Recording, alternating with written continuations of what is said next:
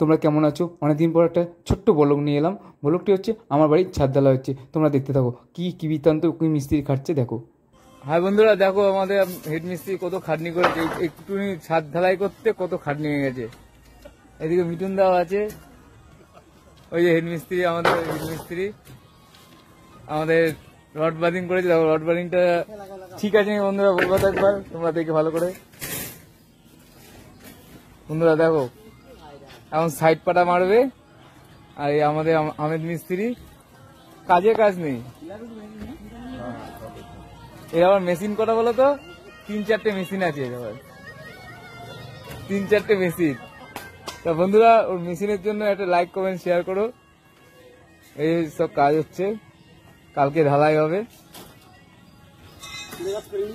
এখানে রাখলাম বন্ধুরা, কালকেরটা দেখাবো ঢালাই কিভাবে হচ্ছে, পুরোটাই দেখাবো। এইদিকে বিম করছে এখন।